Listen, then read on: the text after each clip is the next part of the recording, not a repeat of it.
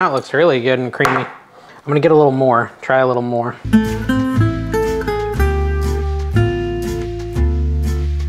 Hey everyone, I'm Dave, and today we're making the world's best beef stroganoff. Like always on this channel, we like to look on Google and find the #1 recommended recipe and try it out. And a lot of times it does come out really good and ends up being what I would call the world's best. And then sometimes it's a bit of a flop. Either way, it's always an adventure. So let's get to it and look up the world's best beef stroganoff. So it looks like our recipe is from moderncrumb.com. This only has 4.5 stars, which isn't terrible, but it's also not amazing. And it does look like it's missing an ingredient that I've seen with beef stroganoff. Now let me start off by saying I have literally never cooked a beef stroganoff. It'll be fun. As I look down this ingredients list, I see it calls for chuck roast, which is interesting because I've seen people use steak, I've seen people use ground beef, all types of things. Let me get a chuck roast out and some veggies and we'll get started. First off, I want to start this off by saying I've already cut my onion and my garlic, okay? And that's just so you guys don't have to watch me cut it. Sometimes I do that on this channel and sometimes I don't, but this is a half of a yellow onion and two cloves of garlic? Yeah, 2 garlic cloves, both minced. We're gonna set those aside. We're gonna use them in a little bit. And I know they're gonna go into a pan together, so I'll probably store them together in a bowl or something.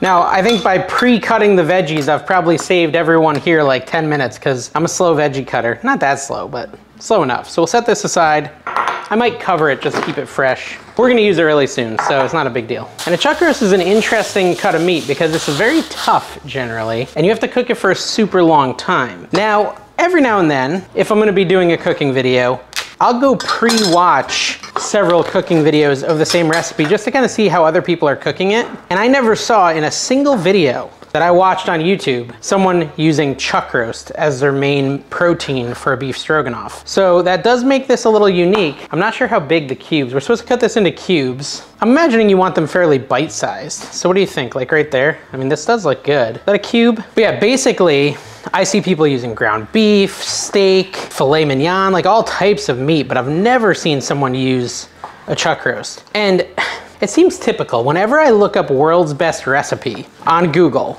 and find a recipe, it seems like the recipe I find is always the most complicated version of whatever meal it is. But maybe that's just because, like, to really get the best of the best, you gotta spend some extra time, do a few extra steps, and that'll help you get your best possible product. See, this piece is like all fat. I think you could take off extraneous pieces of fat like that and discard them. Like that's all fat right there too. I mean, fat is flavor, but some chuck roast fat can be pretty tough. Yeah, and another interesting thing about this that I noticed versus the other recipes I've watched in the last day or two is that this does not call for mushrooms. This is like a no mushroom beef stroganoff.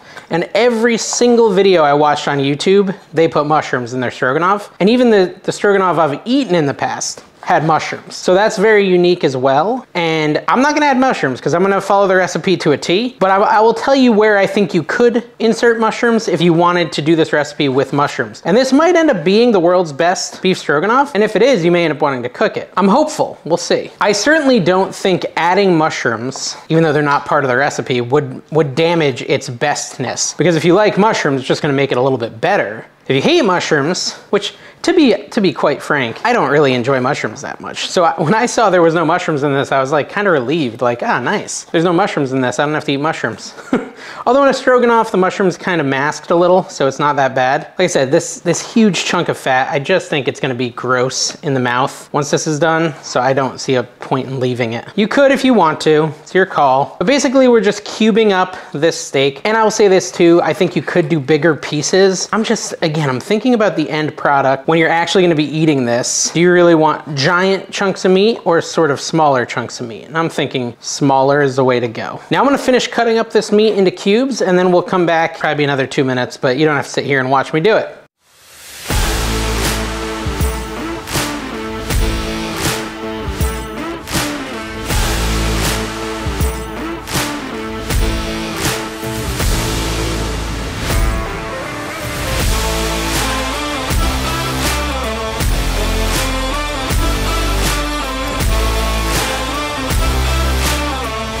Now I'm almost done chopping this meat and I wanted to say, almost anytime you see chuck roast in a recipe, great meat, but you can just go ahead and expect it to need to cook for a long time.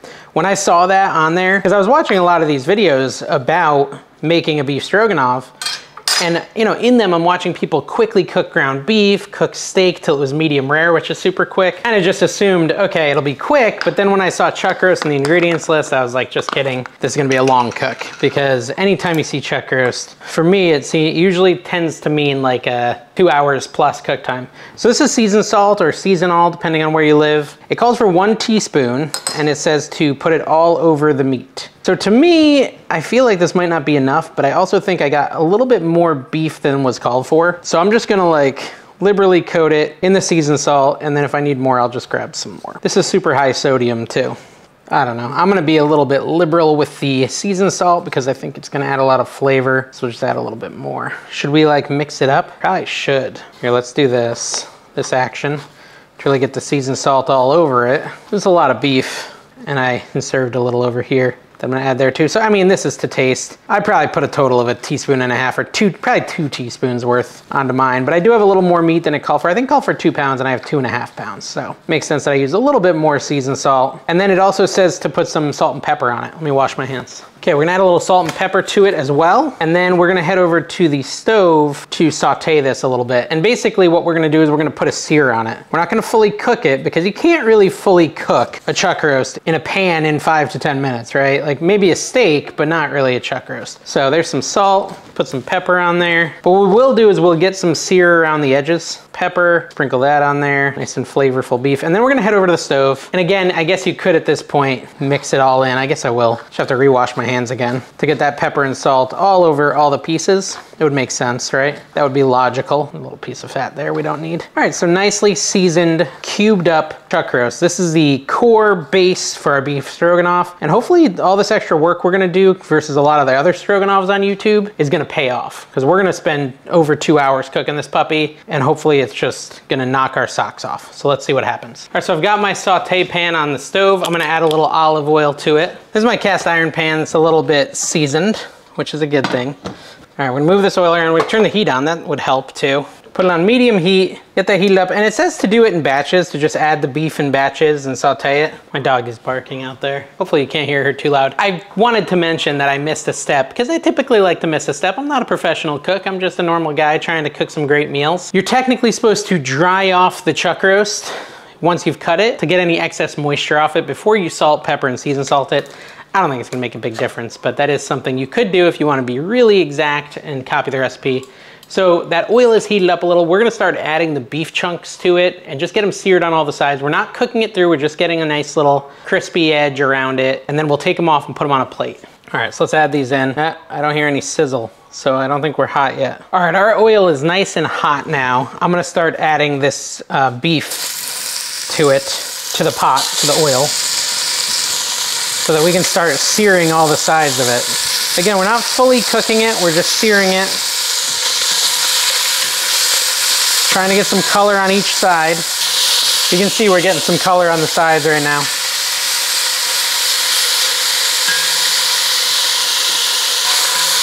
This probably isn't the right tool for this.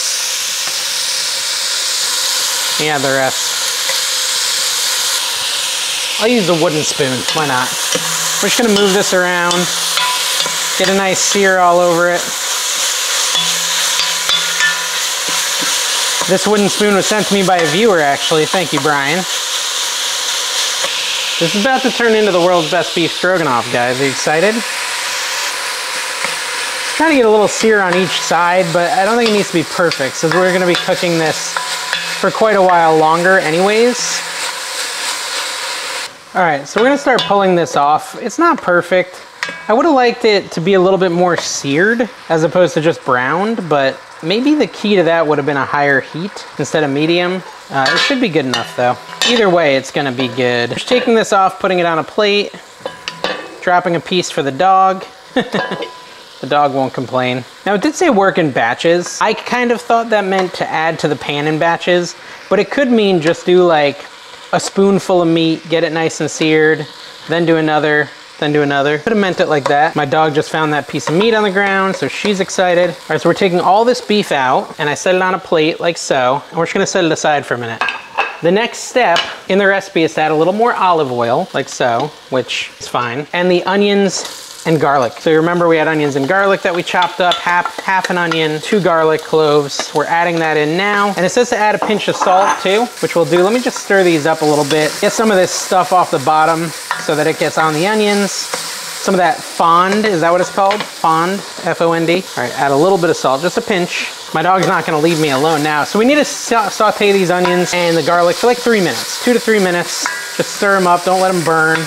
Now I will say, it calls for lowering the heat to medium low. So I just did that. I had mine on like medium high. But since I've been moving it, it's not a big deal. But I would recommend just bringing your heat down a little right now so that it can really saute a little slower. Now, let's talk about the next step while this sautés. We're gonna need something called Better Than Bouillon. Let me show you it nice and close here. It's beef, Better Than Bouillon with seasoned roast beef. We're gonna need 2 teaspoons of this. And we're also gonna need 2 cups of water, which I've measured out here. And that's what we're gonna be adding after this starts to the onion gets a little translucent and fragrant, and you know, you feel like it's been 3 to 5 minutes, you will add the water, so 2 cups of water, and the Better Than Bouillon, 2 teaspoons. All right, we've been about 3 minutes with these onions. I'm feeling like they're good to go. So I'm gonna add my water now, 2 cups, like I said. And then I'm gonna add my 2 teaspoons of Better Than Bouillon beef base. Just take this stuff. Wow, this stuff, I've never used this before, but that's what this calls for. There's one teaspoon there. Try to get it out of here with the knife or something. There we go. Get in there, stupid thing. Whatever. And 2. I'll just do this one like a little bit more. All right, and then there's number 2. Now, I wonder if this is like a key ingredient. I feel like it might be. It took me a minute to find it. It was with the beef, normal, like beef stock, but it was on the very top shelf. So it was a little hard to find, but we found it. Now it says to whisk it in with a whisk, this beef bouillon stuff. And make sure you scrape the bottom to get anything that's stuck on the bottom off. The fond, as it were. And basically, we gotta get this, I think we basically need this Better Than Bouillon stuff to kind of evaporate so that it actually turns into liquefy, as it were. Oh, I dropped the whisk. Typical. All right, so that's looking pretty good. It's not that hot. I mean, it is burning my fingers now that I'm touching it, but it's not so hot that it's torturous. Okay, now the next step is to bring it back to a boil, which I'll turn the heat to high to get it there, and to add the beef back in. We can add the beef back in before the boil. So this is the beef and all those, the juices and stuff. We're scraping those off the plate and into the bowl again. Mix that up a little. And once this starts boiling, we're gonna cover it up. And this is the part that would make me, if I was making this for myself, be tempted to just use ground beef, is how long this is gonna take. But if you're not in a rush and you wanna have the best of the best and you're willing to wait, then this might be what you should do. So what we're gonna do is once this hits boiling, we're gonna put the lid back on, turn the heat down a bit. We're gonna let it simmer for 2 full hours, which is plenty of time to clean up a little and get ready for the next steps and all that stuff. I could charge my computer because it just died.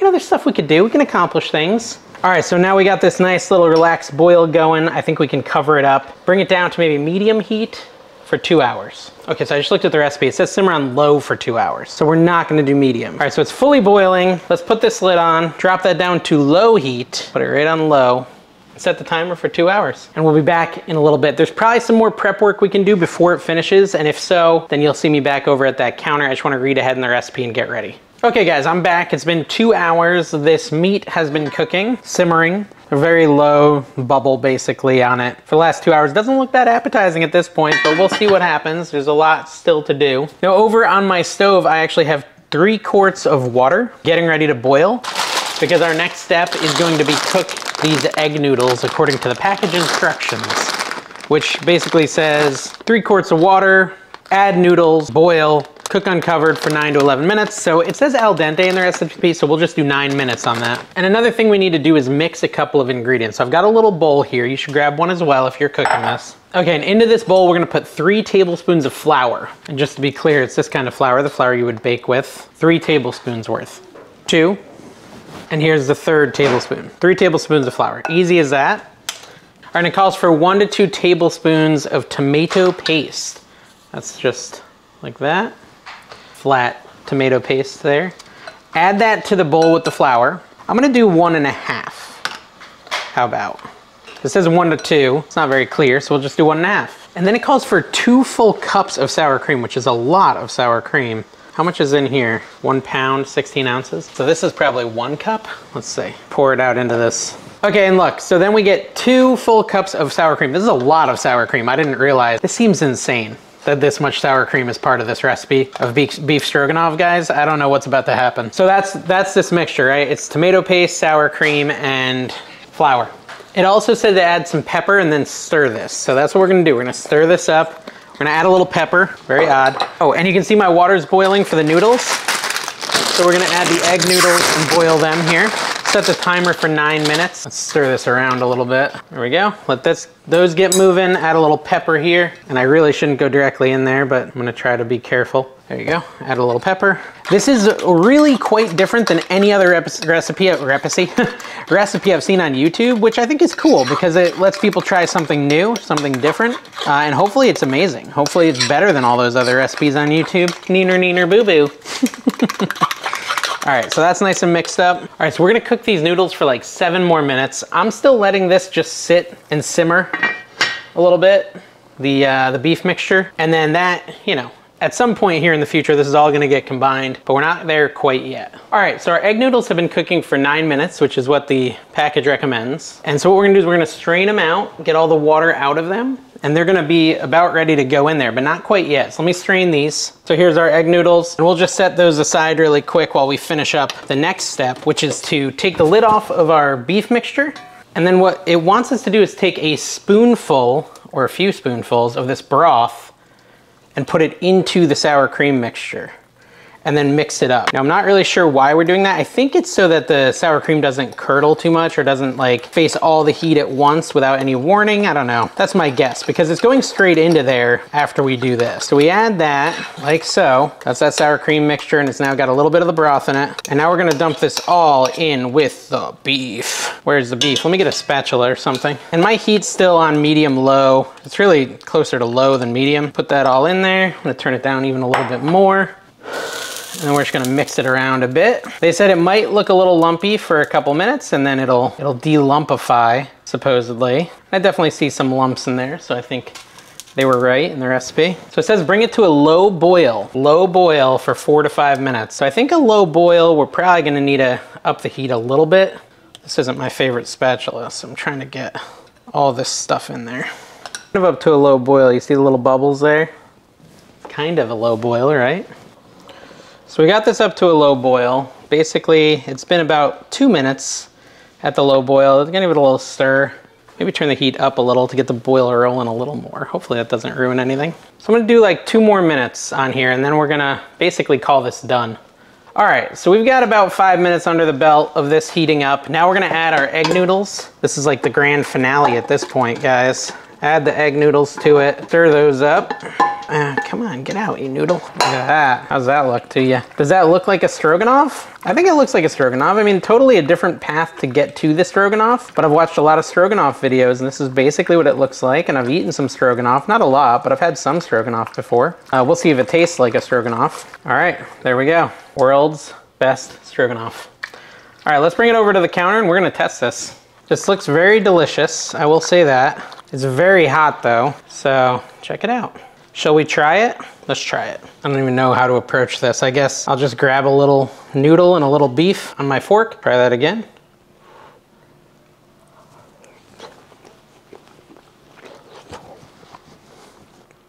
That is very good. It's very creamy. That sour cream adds a ton of cream. Let me get a little bowl full. Look at all that liquid there. It's crazy that it turned into that because it wasn't actually looking that appetizing, but now it looks really good and creamy. I'm gonna get a little more, try a little more. I'm gonna try some beef. This is really good, guys. No complaints at all. I really like it. I think it's an excellent recipe. I'd like to try a ground beef one where I just use ground beef. I've heard that's good too and it would be quicker. I've also heard you can do it with like a steak, medium rare, that's also good. I think any of that, the base is really good. The noodles and the sauce is delicious and the beef is good. I feel like it could be good with a lot of other beefs too, so I would try it different ways. Thank you guys for watching. I hope you enjoyed this episode of World's Best Recipes. Make sure you subscribe and don't miss a single episode. We'll see you next time.